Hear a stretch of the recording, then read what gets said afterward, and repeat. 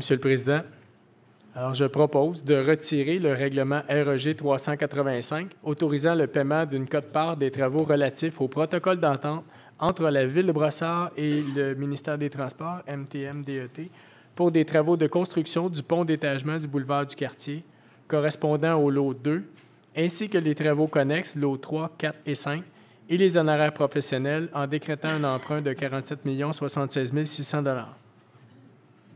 J'appuie cette proposition, Monsieur le Président. C'est appuyé. Est-ce qu'il y a des commentaires? Oui, Monsieur le Président. Madame Assad.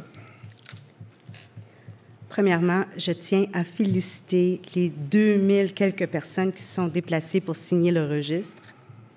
Clairement, les citoyens ont manifesté leur désaccord en démontrant qu'ils sont tannés d'être forcés à accepter des décisions qui leur sont imposées par l'administration pour des dossiers mal ficelés. Je vous remercie d'avoir effectué votre droit citoyen pour dénoncer un emprunt qui n'avait pas de sens pour un viaduc. Un viaduc nécessaire, oui. Un viaduc voulu, oui.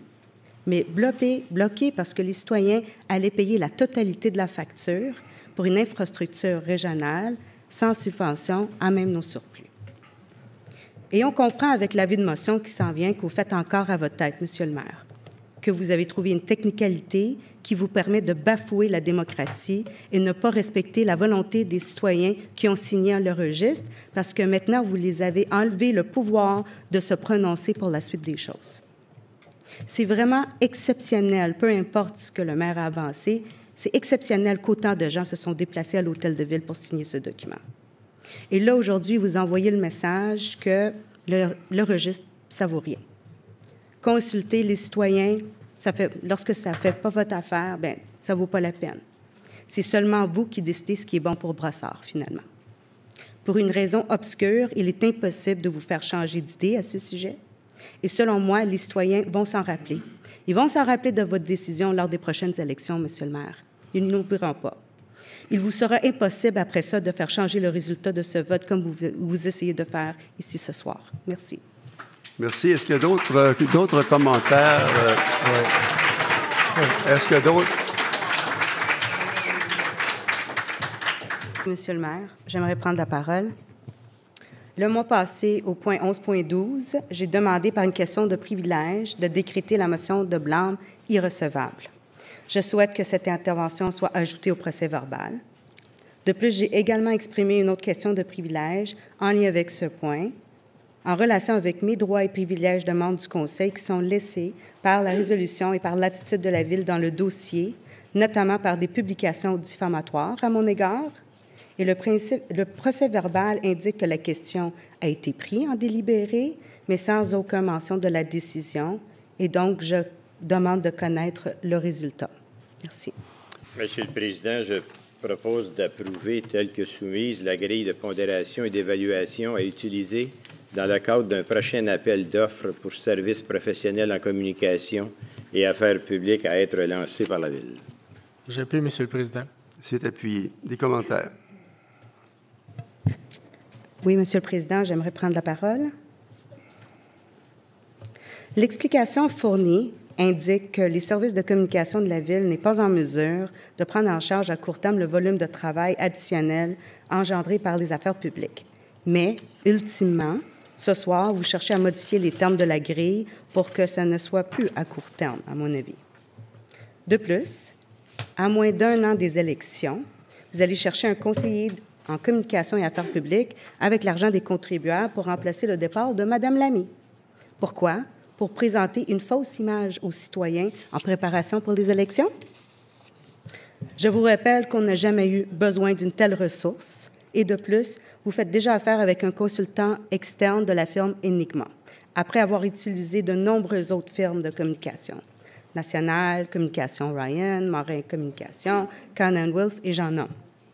Ceci n'a que pour effet de gonfler la facture aux citoyens pour un service de gestion de crise médiatique et d'enjeux politiques de certains élus, et c'est non un besoin réel de la Ville de Brossard. Merci. Monsieur le Président, j'aimerais prendre la parole. Effectivement, encore des imprévus dans le dossier de l'Hôtel de Ville. Ce sujet commence à devenir une vraie patate chaude pour votre administration, parce que ce qu'on comprend, c'est que les choses ne finissent plus de finir avec l'équipe Leduc, et ce sera un bel exemple de votre héritage. D'autant plus que l'immeuble a été construit en 1990, alors que vous étiez maire de la ville de Brossard. Vous vous rendez compte du coût de la mauvaise gestion de ce bâtiment pour les payeurs de taxes? Peu importe les justifications, que ce soit le budget estimé, les montants prévus, peu importe, la réalité est qu'on est en train de se payer un deuxième hôtel de ville aux frais des contribuables, et tout ça en raison d'erreurs de construction importantes durant votre temps et donc votre responsabilité. Merci. Adopté à l'unanimité, Mme la greffière. Oui, mais excusez-moi, j'aurais un commentaire à faire. Oh, pardon, il y a un commentaire, excusez-moi. Merci. Non, je vous en prie. Monsieur le Président, dans le fond, à mon avis, encore une fois, je réitère que ce n'est pas une bonne idée d'avoir un marché public à l'hôtel de ville, non seulement pour l'impact déloyal pour les autres opérations commerciales, mais aussi parce que je n'arrive pas à croire qu'il n'y avait aucun autre site de disponible dans tout le territoire de Brossard autre qu'un boulevard. Cette artère sera clairement congestionnée et je crois même potentiellement dangereux. Ce n'est pas la plage pour faire un marché public. L'aréna avait un accès facile, stationnement, était à proximité d'un parc. Et d'ailleurs, ma question serait pourquoi pas un parc? On en a plein à Brossard. C'est quelque chose qui est plus représentatif de l'image qui évoque un marché public, plus nature que de le faire sur de l'asphalte. Voilà. Merci. Merci, Mme Assad. Je voudrais seulement commenter. Commentaire. Ah, non, vas-y. Allez-y. Non. Des commentaires. Non, M. Blanc, non. Je vais avec grande politesse. Tu as tout dit, ce que tu avais à dire. Est-ce qu'il y a des commentaires?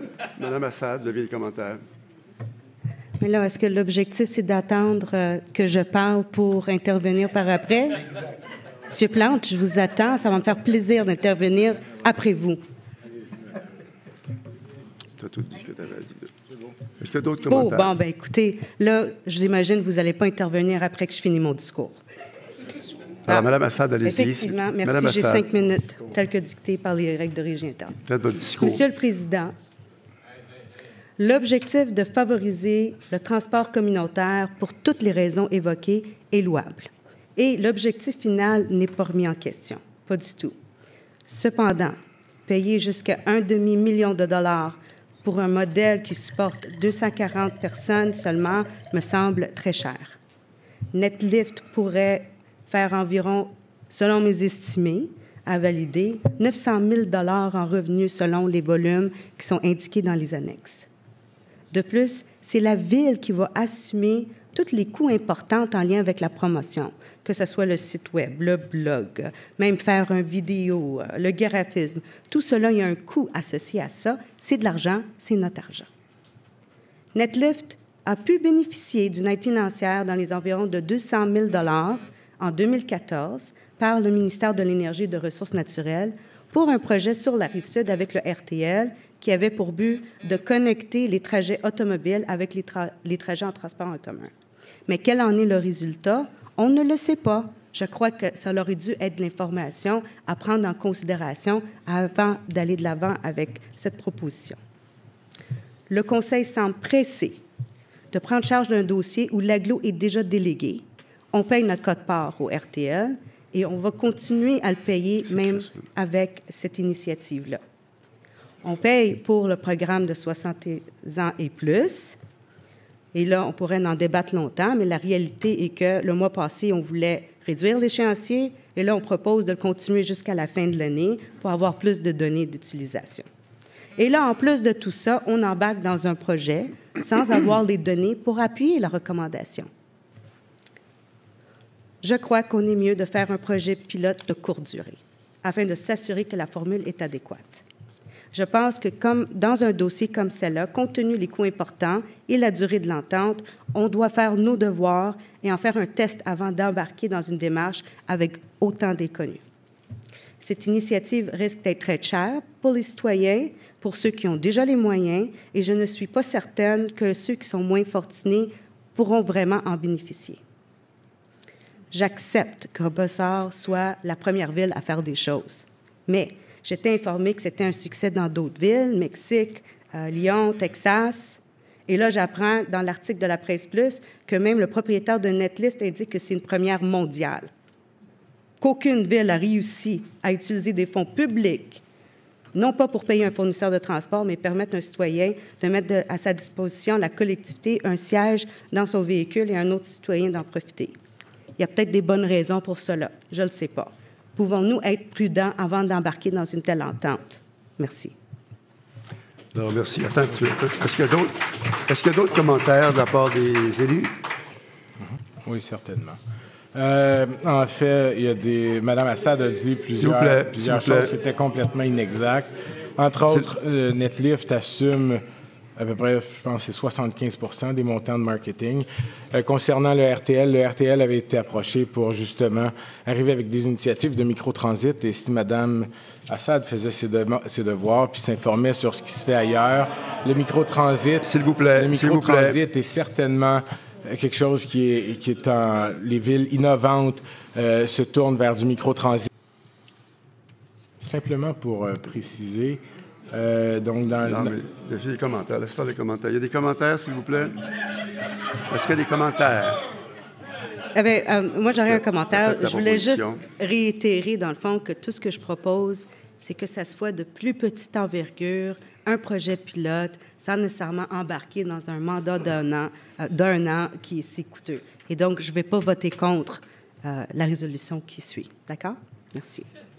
À 11.4, pardon, c'est le retrait du règlement 392. Alors, quelqu'un pourrait-il proposer? Oui, Monsieur le maire, je propose de retirer le règlement REG-392 ordonnant des travaux municipaux sur la rue Baillargeon et décrétant un emprunt de 933 800 933 800 $. J'appuie la proposition. Est-ce qu'il y a des commentaires? Oui, Monsieur le Président, merci. J'aimerais prendre la parole. Encore une fois, je tiens à féliciter ceux et celles qui se sont exprimés, qui se sont déplacés pour dénoncer ce règlement. Voici un autre exemple de démarche citoyenne pour défaire un règlement parce qu'ils n'ont pas été consultés. Ils n'ont pas voulu être imposés un tel aménagement et les gens ne sont pas dupes, ils ont dit non, sans gruger dans les surplus. Et honnêtement, je les félicite. Merci. Merci. Est-ce qu'il y a d'autres commentaires? Ça va? Merci beaucoup.